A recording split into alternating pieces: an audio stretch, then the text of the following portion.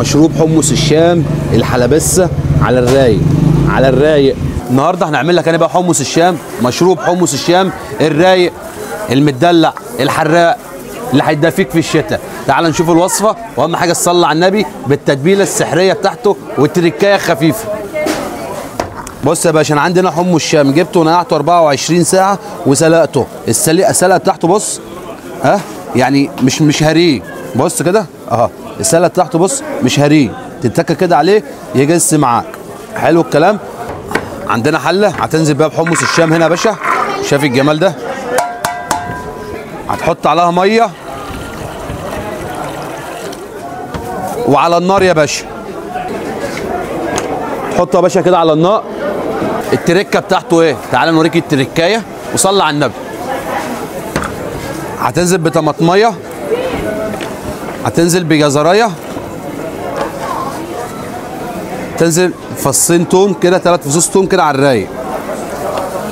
هتعصر ليمونه رايقه بالمنظر الجميل ده، شويه خل كده حلوين، هتحط شويه ميه.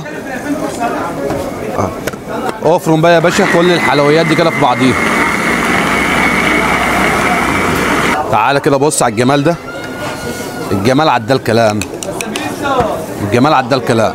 هتنزل هنا يا باشا بالخلطه اللي احنا عملناها وضربناها، الطماطم والجزر والثوم بالحلويات دي، وتقلب كل الحلاوه دي كده في قلب بعضيها وتسيبها تتسبك عشان في خلطه تانيه لسه هنعملها. بص الجمال ده.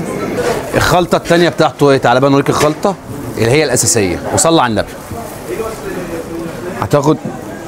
هتاخد كبشه ميه هنا كده، كبشتين ميه، كبشتين ميه. هتنزل عليهم بعصير ليمون، تنزل عليهم معلقتين صلصه،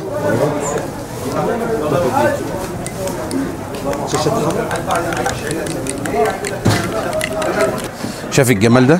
بص التتبيله بقى يا باشا، مكعبين مرقه دجاج بالمنظر ده كده، شويه كمون، تحط فلفل اسود، هتحط هنا ملح، شطه حمراء، صلاه على النبي. قلب يا باشا كل ايه، تقلب كل الحلويات دي كده في قلب بعضيها بالجمال والحلاوه دي. مرقه الدجاج مع الملح مع الكمون مع الفلفل الاسمر مع الشطه الحمراء، يديك المنظر بص الجميل ده. تنزل بقى يا باشا بالخلطه الحلوه دي كده، اللهم صل على النبي. ايه الجمال ده؟ ايه الجمال والحلاوه دي؟ تاخد شويه ميه من هنا تغسل بيهم الطبق كده بالمنظر الجميل ده. شايف الجمال ده؟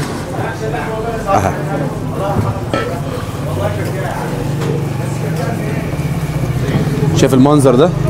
شايف الحكايه دي؟ اللهم صل على النبي. ده بقى اللي يدفيك في الشتاء يا باشا، مشروب حمص الشام الحلبسه على الرايق على الرايق. ادي يا باشا مشروب الحلبسه، مشروب حمص الشام بالصلاه على النبي. شايف الجمال والحلاوه، والميه حمراء اهي زي الفل. تمام. تعالى كده بقى يا باشا عبي، بص على كده عبي الصلاه على النبي. بص بص المنظر ده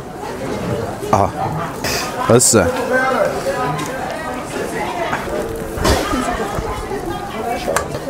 دوق بقى مشروب الحلبسه، مشروب حمص الشام بتاع العربيات الرايق. بص شويه كده، بص المنظر ده، حاجه رايقه في عالم تاني خالص. ده يدفيك في الشتاء، يروق عليك، واهم حاجه تصلي على النبي. جرب الطريقه دي وادعي لي.